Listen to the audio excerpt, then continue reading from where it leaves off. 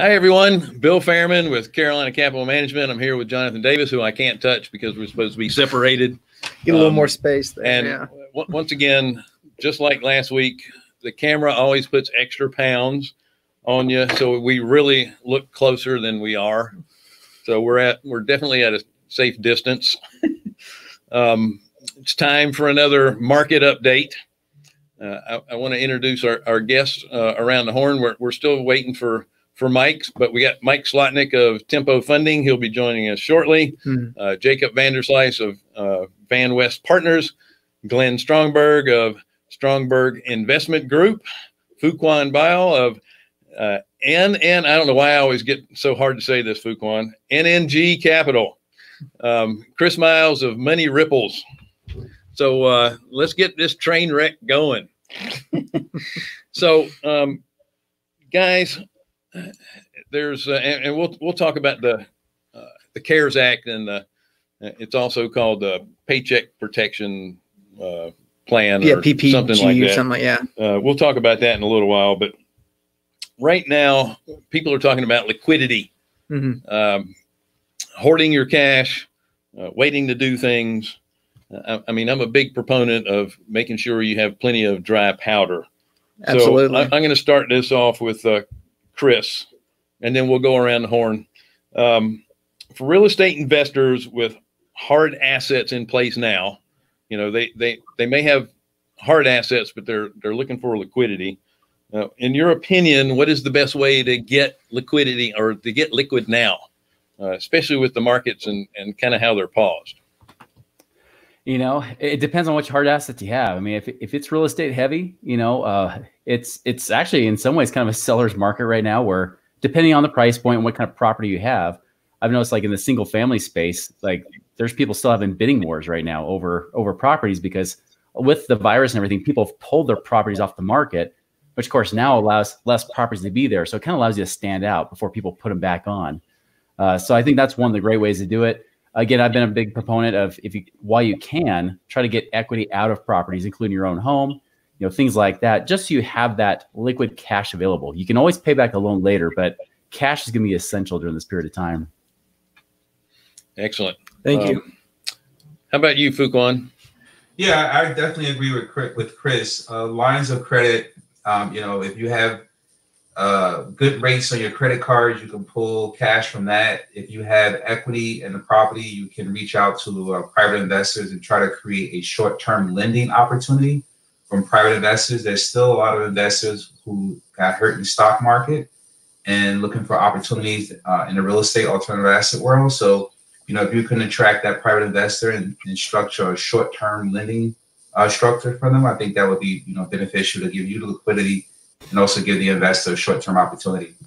Well, you know, that's a good point there. I didn't think about this too. You can actually sell some options if you own a bunch of property. Yeah, you could sell some options to folks and create a little bit of liquidity that way. Glenn. Yeah, really same thing. I would say, you know, like lines of credit, obviously, I think it's a good thing to take them right now. Why banks are still, you know, if you have them, take them. You could always just pay it back if you don't need it.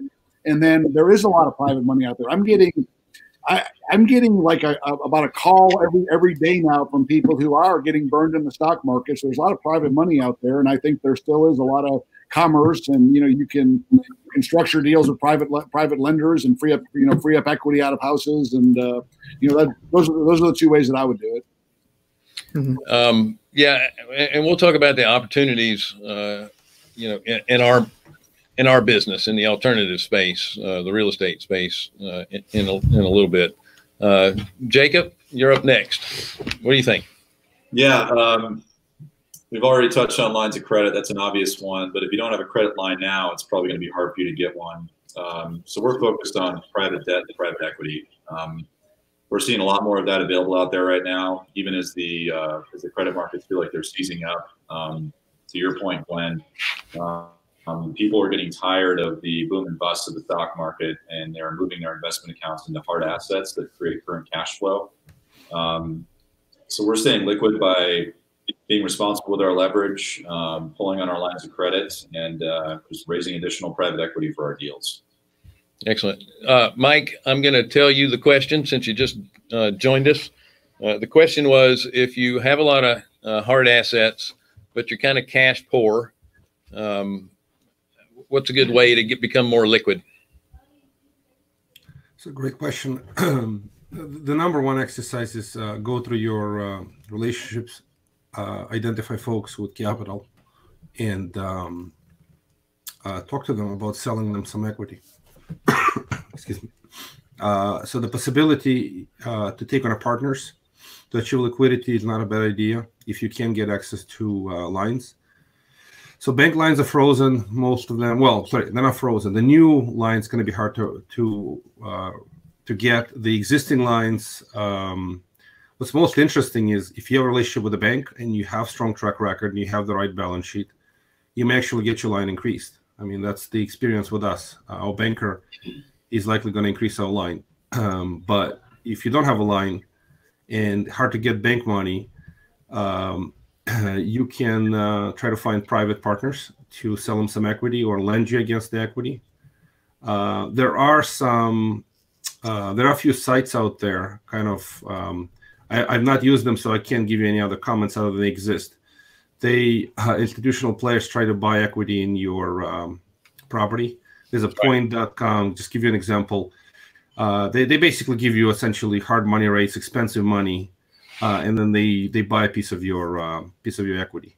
But it's an access to liquidity. If you can't get lines of credit from banks, if you don't have existing lines, you can't find private buyers to step in and buy a piece of your assets, then you end up going to some of these third-party shops. But I do know that they operate, and I've received some of their letters on the properties where they want to buy a piece of your equity. So it's a liquidity, probably not the best price, but it's a consideration. So are they going in as kind of equal partners based on a percentage of what they're doing, or is it more like a so the point.com is one of the shop. There is also is another one. What they do is, if let's just say you own, let's use an example, an equity, a property that's worth $1 million, and you have only $500,000 mortgage, so you have $500,000 equity. In theory, you could sell them, say, $250,000 of that for 50% ownership. Okay. All right. Nice. So I noticed that you were sneezing a little bit there. Please tell me you got allergies to that cat of yours. Yeah, I'm in New York. It's a little scary nowadays, so I don't know. Hopefully I don't have the coronavirus. I don't have the fever. That's the good news. I have a little bit of seasonal allergies. So because there's plenty of people that still get the cold and the flu. And that's the allergy season, and I have severe allergies during the season, and I usually get allergy shots, but the dock is closed. So yeah, no, I get that. Thanks for your answer. By the way, like, share, and subscribe. Also, if you have any questions, you can go into the chat and ask questions. We'll answer them here on air if we can get to them. So it's pretty easy to ask questions. All right. So, Jonathan, you want to? Yeah. The next question we have will be, if you are liquid right now, do you continue to wait and see what happens, or are there selective deals that you would consider? And kind of what are those? Whether they're purchasing, whether they're lending, what are you all looking to do given the current climate of where we are? And who are you going to pick anyone in particular? Yeah, and then we'll start with Chris. All right. Well, it depends. I mean, like, I think it's both. I think you can definitely still have money working, but still keep some money on the side just for more opportunities as they're coming along the way, right? Keeping some of that dry powder. I'll tell you, like, right now, I mean, especially with the way the lending situation is getting, I think from a lending perspective, it's going to be a better deal even currently. For example, I'm trying to get a commercial loan right now, and the commercial market's almost shut down completely for real estate. Residential is fine, although the rates are higher, right? But a commercial permit shut down for at least the next month and a half to 2 months. So, I mean, there's opportunities, I think, to be able to take advantage of right now. Yeah, I'm looking at both now and later. I think there's opportunities all the time. There's never a shortage of opportunities. I'll tell you that much. Nice. Thank you. Fuquan? Yeah, I mean, it's really challenging. I mean, discipline and patience is what comes to mind. I mean, it's the last week or so my inbox has been filled with different tapes or mortgage notes. It seems like a lot of people are trying to get liquidity and sell off some of these assets before the value of them drop even faster. So we definitely changed our buy box, and we're buying off of a lower percentage of fair market value than we were before, somewhere 20 to 25%. So we find something that fits, in that range. We're definitely going to execute, and we're being more creative also with the type of deal structures we're doing. We're really marketing buying on terms, as I mentioned in the last session we had, and trying to be a little bit more creative with the sellers and just giving them what they need right now as far as liquidity, and doing a lot of subject to. So, our buy box and the way we buy definitely has changed, but if we definitely see an opportunity that fits in the current climate, we're going to execute. We do know further down the road there will be an abundance of opportunity, but really practicing patience and discipline, I think, is important right now for smart money. Great. Thank you. Glenn? Yeah, I kind of agree with what everyone said so far. There's always opportunity out there, always. Like we've talked about before, the capital markets have froze.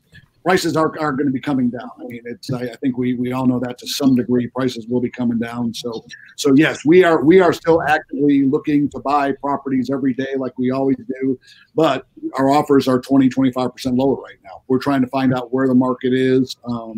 It just stands to reason with this coronavirus, people are not getting out looking at properties right now. They're not looking at houses. They will come down. We just got to figure out how far. So, but yeah, I think there's going to be tremendous opportunity, in the coming months, and just want to stay in tune with the market. Got it. Thank you, Glenn. Jacob. We're mainly focused on cash flow in our self-storage line of business, and we have deals that were under contract prior to the coronavirus, and back then those deals were good. But now we're reconsidering deals that were just good. We're really only focused now on deals that are home runs. And we're also trying to put ourselves in a position where we can buy these things with cash, with price reductions. For example, we're buying a deal in Panama City, Florida next week. We were working on getting our debt lined up. We've got it in place, but they can't close until later. And the seller wanted to, instead of closing later with debt, they gave us the price reduction to buy with cash. So we got a better deal on it. It's full, it pays preferred return, and we can be flexible on our financing terms without kind of a closing gun to our head. But in addition to that, we're really stress testing deals a lot more than we used to be. We're concerned primarily with the amount of money that the average consumer is going to have in their pocket as this whole crisis manifests. And being in the storage business, historically, it's been pretty resistant to recessions, but this is so new and so sudden and so fast, we just don't know what to expect. So we're stress testing with delinquency rates. We're stress testing with lease up. What's the deal look like if we don't lease up any of the vacant units for the next year? What's the deal look like if we get a 15 or 20% spike in delinquency because people are losing jobs and unemployment's going up? So really just trying to be flexible with our terms, buy time from sellers when needed, and really stress these things in all directions to make sure it's still a good acquisition decision. But as everyone's mentioned, we feel like big opportunities going to be coming in the next 3 to 6 months in the real estate sector. We're not seeing much of it yet. We're seeing some fear, but we're not seeing that fear translate to major price reductions. But that's coming. I know it's going to, and we don't want to buy an okay or decent deal today when we think there's going to be a home run deal in a couple months down the road. Got it. Thank you. Mike? So the word of the day is patience today. You have to be patient to get better deals. In agreement with all my colleagues here, there are some deals you can close on today. Give you an example, we had a deal with financing lined up with Lima One. They just backed out. It's a strong deal with as-is discount, very strong cash flow portfolio, but they backed out. So what do? Right now we're trying to negotiate on take it down with seller financing. Essentially come to the seller and say, Mr. Seller, if you want us to close, you got to write us the paper. We'll still bring in significant down payment as we were planning to do with Lima. but you'll have to carry the paper for a year probably. We don't know how long, but some amount of time until we can refinance. We just don't know how long it'll take for the markets to restabilize. So probably going to ask for a year or even longer. That's one strategy. The other strategy is exactly what Jake was saying and other ones. The deals today, they're beginning to look better, just beginning. But some are already happening. Like Fuquan or Glenn was saying, they can get acquisition price reduced by 20-25%. And if you can do that, that's enough of a safety margin to go into the deals. But commercial deals, when we do participate in many commercial deals, take time for the paint to shake in, and that time is going to be probably a couple of months. So the spread between the bid and ask, what sellers want to take versus what the buyers want to pay, is significant now. It's widened quite a bit with uncertainty. The sellers don't want to give away the farm, and then the buyers don't want to overpay, and financing is not available.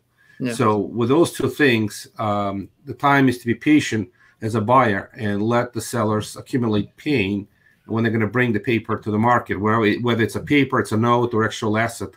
The opportunity will be greater in a couple of months rather than now, because at this moment, commercial players are able to defer or at least change their mortgages to interest only. They're working out with their lenders. There's going to be some level of cooperation, and there's nothing wrong with this. But there will be a point in time where the pressure will be so great that they're going to be doing two things: potentially selling assets at a discount, or two, as I mentioned earlier, taking on partners to provide them preferred equity to salvage the deal. Then you can come in at great terms and participate in the deal, coming in as kind of the last drop of the capital, having the most senior consideration at that point, having the safety, and get sort of the best rate of return on your money. Yeah, I agree with you. I think we're going to see a heavy rise in seller financing. I want to follow up with another question here with you guys. And well, before you get to that, real quick, we had an audience question I'm going to ask. What does a stress test mean? So I'm just going to cover that real quick. It means that you're going to take and stress whatever it is by a certain percentage. So if you, for example, are looking at cash flow, and you take 15% of the cash flow away or 20% of the cash flow away in a year, is it still a viable deal? And if it still is, then you probably have a pretty good deal there. Wouldn't you agree? And then you say, with that cash flow and my cash reserves, if it does hit into a negative cash flow, how long can support this until, we can, move the asset out, with the market conditions. Right. So, yeah. So my follow-up question is, with everything that's going on right now, there's a lot of belief, I think, from a lot of different people in the market who believe that multifamily is going to take a hit, that there are going to be people who are working from home, let's say working from their apartment with their kids, and it's a little difficult right now, and that perhaps this will become the new norm, that they'll be looking for single family rentals or real estate rentals, or something like that. I'd like to get your guys' idea on those two questions. What do you all see happening with multifamily, and then what do you see with the rentals on single family? And I'm going to switch it back and go to Mike, if you could touch on that one first for us. Sure. I'm going to start with my crystal ball broke and I can't find another one for sale. Right? Who knows? And you're talking about behavior changes. People who occupied multifamily apartment now suddenly wanting to buy a house, whether it's mobile home or a manufactured home, or standard, or even rent it. Yeah. Well, or rent it, right? So there is that possibility now that there's less comfort being in an apartment with kids, right? And that's the truth. It is possible, certainly, that there will be some increase in demand for rental or acquisitions of the single-family properties for that reason. But it'll come down to incomes, right? If people can afford an apartment, there's a reason they were in an apartment in the first place. They couldn't afford the house or they didn't want the house. So I would say that there's a possibility that there's going to be some shift to that but it's unknown. It's really a function of unemployment, jobs, and if they can't afford a house, they're going to stay in their apartment. That's the bottom line. And with recession, the demand for the least expensive product is going to increase, while the demand for housing could decrease, because if they can't afford a house and they can afford an apartment, by the same token, you can move into the apartment from the house. So it's unknown. It's hard for me to speculate. Okay, Jacob, what are your thoughts? Well, people are going to have less money in their pockets. We know that much. We have a relatively small residential portfolio. So far, everybody's paying. We had one tenant ask for $500 off and catch us next month. But this is the very beginning. So I have no idea. I think it's going to beat up kind of B-, C+ multifamily workforce housing. I think we're going to see a delinquency spike there. But this whole thing is just day by day. But the theme we're concerned about across all of our lines of business, whether it's retail, storage, or residential, is the American consumer's ability to pay. Mm-hmm. That is going down by the day, and it's going to get worse before it gets better. So we're monitoring that carefully. Great. Thank you. Glenn, what are your thoughts? Yeah, a couple thoughts on this. It's funny. I got a phone call from a good friend yesterday, and he said, "Man, you're going to be in the catbird seat." I said, "Why?" He said, "Well, multifamily." He goes, "I think it's really going to get hurt because of the coronavirus. People don't want to be around other people." And I never really thought of that, to be honest with you. But I don't know. I mean, it's just I think it all boils down to income, right? If people, they got to eat and have a place to live. So if all they can afford is an apartment, they're going to do it. I do believe, and that's kind of why I did the model I'm doing, that single family, in my case, double wide mobile homes on land are gonna, they're the most affordable house. So I think we're gonna be good long term there. It's if people got to have a place to live, but I think apartments could, once again, depending how bad this thing is and where incomes go, it could go either way. I'm not sure either. Mm-hmm. Great. All right. Fuquan. Yeah, I believe it's going to be something short term. You're going to see a dip. Vacancies. It's probably going to be a snowball of evictions once the court open back up, and all the people who played the system. It's going to be a dip, and I believe it's still going to be strong. I mean, it was a very, very high demand for that product before the Black Swan event took place.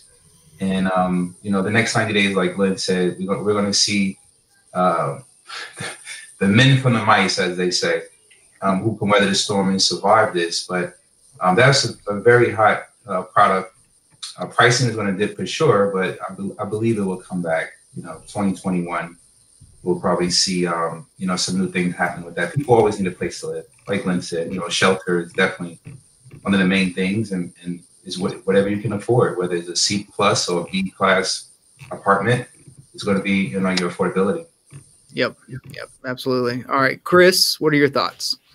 I mean, like the financial reasons they said, I mean, cash is going to be liquidated pretty fast. People are going to be in a crunch, but I think this is going to be more of a psychological trend that we might look forward to, right? Yeah. For example, it'll be psychological both from the individual and from a corporation standpoint. Because from the individual standpoint, are they thinking, hey, do I need more space? This whole social distancing, if this gets really dragged out a long time and this creates a lot of pain, if this really gets bad on the virus side, people might say, I might want to distance myself a little bit more from people. Also from a company aspect, I know there's a lot of companies, even tech companies, are realizing, wait, we can send people home, just even give them our office furniture to be a temporary lease. We can let them work from home. We can shrink our office space, shrink our overhead, and that makes it easier to work remotely. And if people can't work remotely, it does change the aspect where many people do live in a lot of multifamilies, especially when it's closer to the city. They do that because they don't have to commute so much. But if they don't have to commute at all, it kind of opens up the possibilities of where they can live. So I think it just really depends. I think if there's a long-term effect from this virus, I could really see a more of a gradual transition, but I don't think it's going to be either or. I think there's still going to be a use for multifamily. There's still going to be a use for single family, but I think it's not too uncommon to see people start to spread out, maybe even go towards the interior of the country if they can. You don't see manifest destiny going. Yeah, let's all sprawl out now. Exactly. Yeah. Okay. Well, I'm going to give you my take on all this, if you don't mind. Bill, it's your show. Thank you.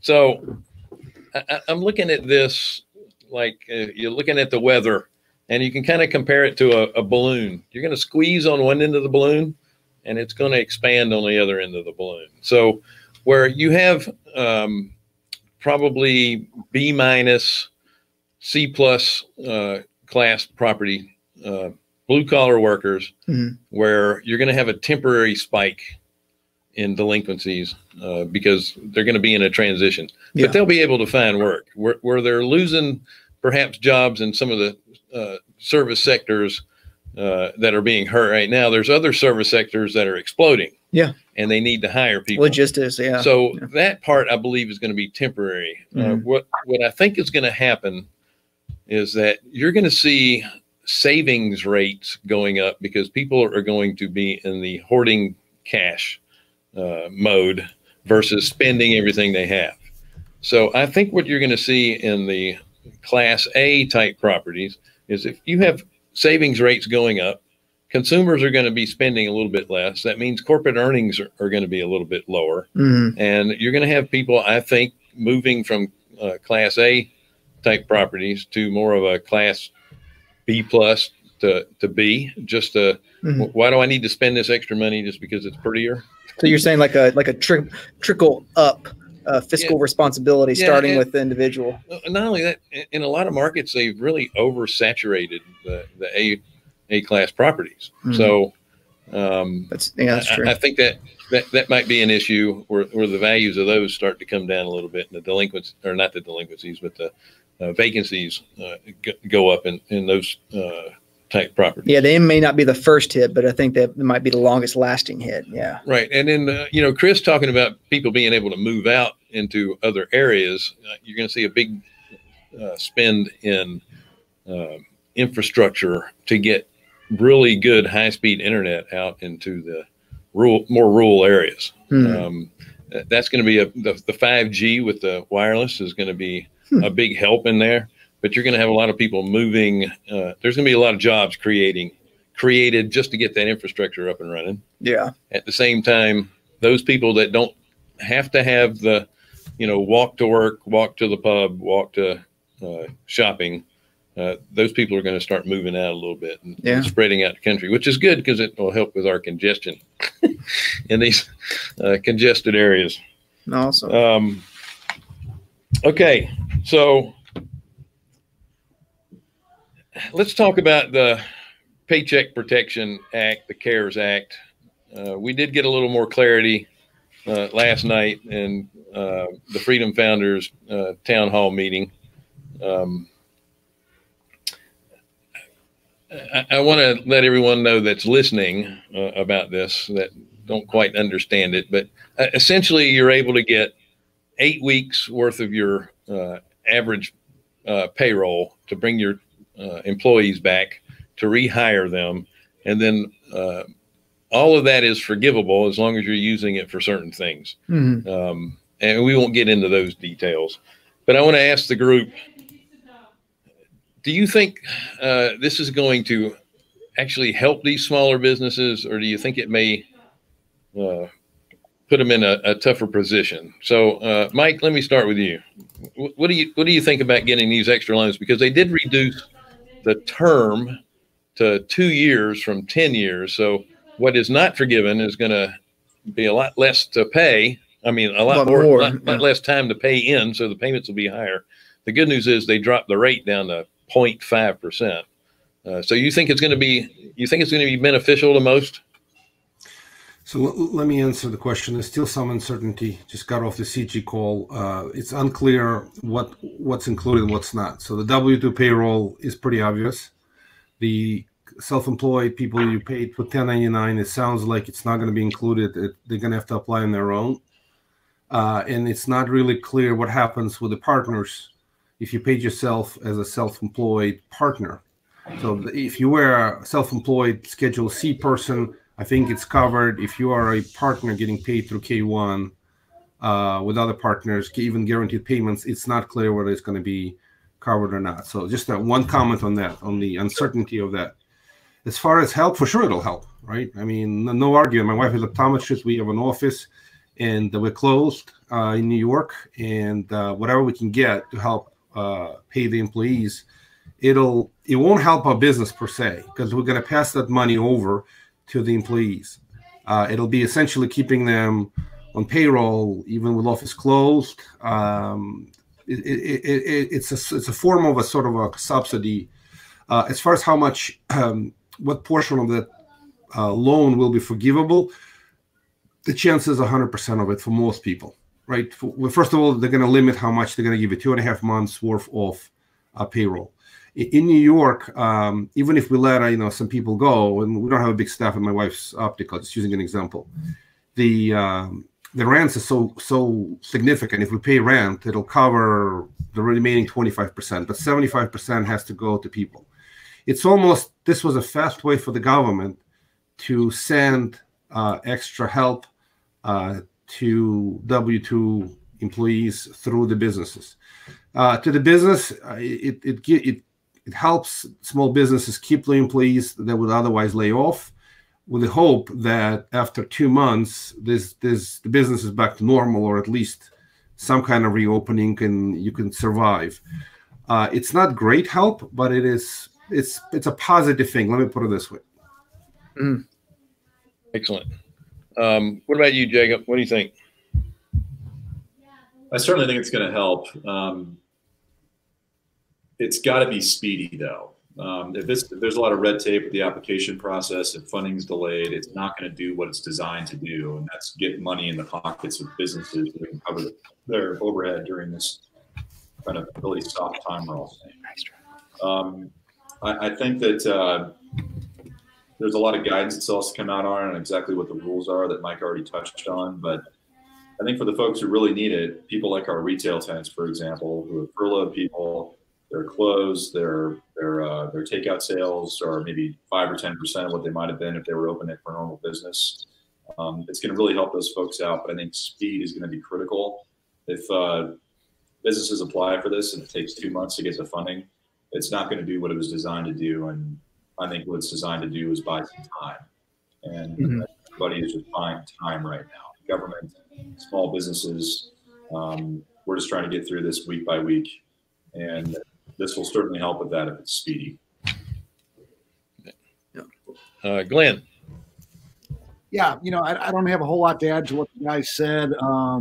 It's certainly not going to fix things, but it obviously can't hurt. It's a good thing. It does depend how fast it comes out. I was on a call last night that they're still debating whether still trying to figure out if a self-employed person, a partner, can take his draws and counted for payroll. I'm still waiting to get a definitive answer on that.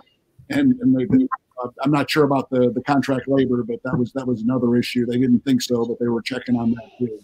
But it's I don't know. I hate to say it this way, but I've never seen a government program fix something. But it certainly cannot hurt. With the condition, we're in uncharted territory, and just like what Jacob said, I just hope that they process them fast, they get the money to the businesses fast. Otherwise, it's gonna, it's not gonna do much good. Well, and thank you for that. You have to think about it this way too. If the government doesn't create wealth, it just redistributes it. So if they're taking it from one place and giving it to some other place, where are they getting it from? So eventually, we're going to have to pay it, and in my opinion, it's going to be paid in the form of more printed money and inflation. Which is going to end up helping our industry anyway, because our hard assets are, I don't want to say they're inflation proof, but they're a hedge against inflation. Fukon, you got any opinion on this? Yeah, I think it was a great move to put that in place. It's definitely going to help a lot of small business owners, give them an opportunity to float and keep their team and their staff on board. I mean, you can only imagine if you have to lay off half your team, and you have to start all over again and go through that whole process, right? A lot of us have people who've been working with us for years, so it's definitely going to help the small business owners, get to that next phase, again, like everyone else said, this depends on how fast it comes. One other thing that people should be mindful of is making sure they use it for what it's supposed to be for, so they won't get into trouble and accelerate, the due date a little faster than that. So I think it was a great move, but again, if it comes quick enough to help out, then that would be the real benefit. Mm-hmm. Yeah, I'm starting to hear that some bankers are pushing back on some of this too, because they are worried about liabilities that they may have. And then, frankly, what we heard last night was that some of them are still very confused about, the rules, and we only have till tomorrow when it opens up. As most of us are still confused. So, Chris, you have any opinions on this? None. Okay. Not, of course I do.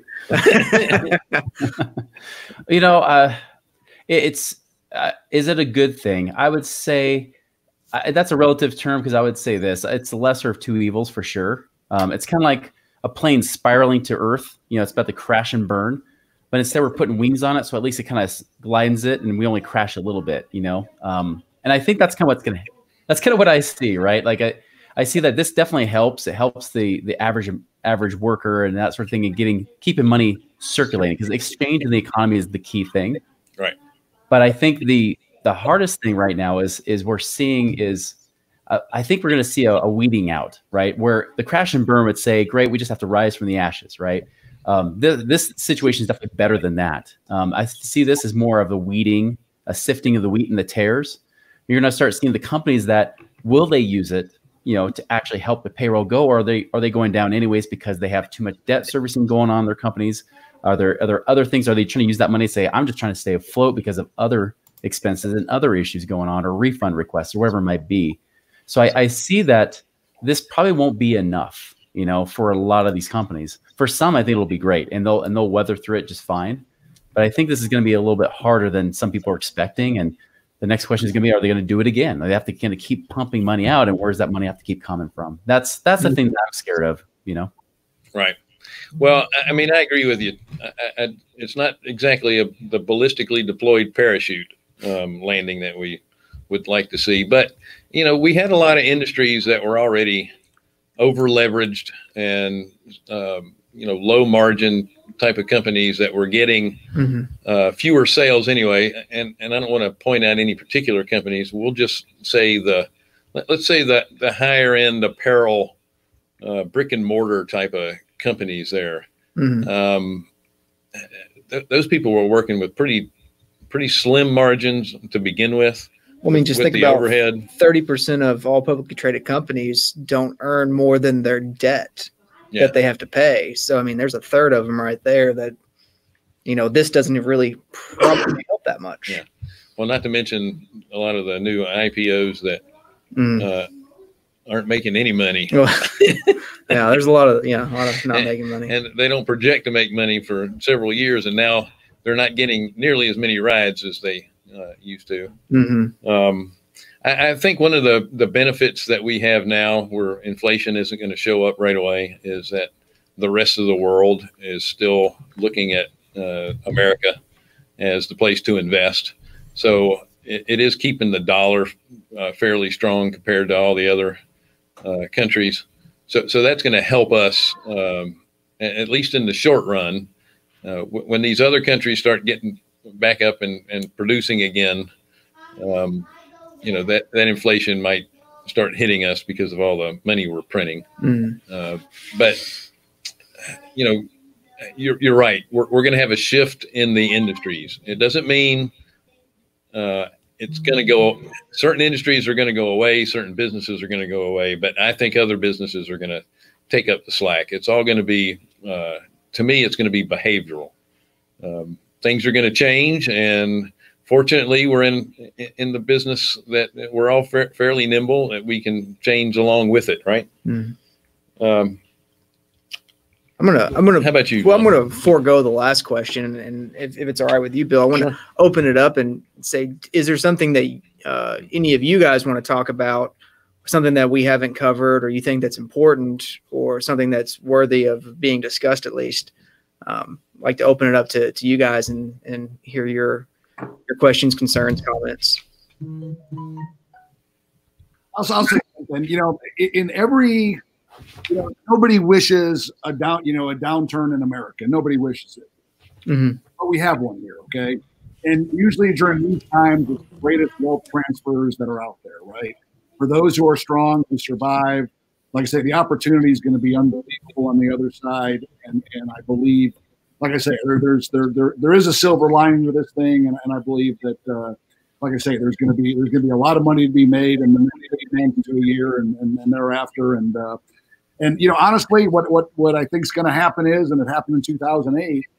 The weak are purged out, and that's, in some cases, that's a good thing. Those are some people that aren't doing business right, people that don't take care of things correctly and stuff. They're probably not going to make it, and that's not necessarily a bad thing. So I think the people that do business right, that are strong, they're gonna reap the benefits from this unfortunate crisis. That's what I think. Thank you. Yeah, thank you for that. Anyone have any insights they'd like to share? Yeah. I'd second what Glenn said. I was kind of thinking along the same lines because I didn't want to seem so doom and gloom after the last comment, right?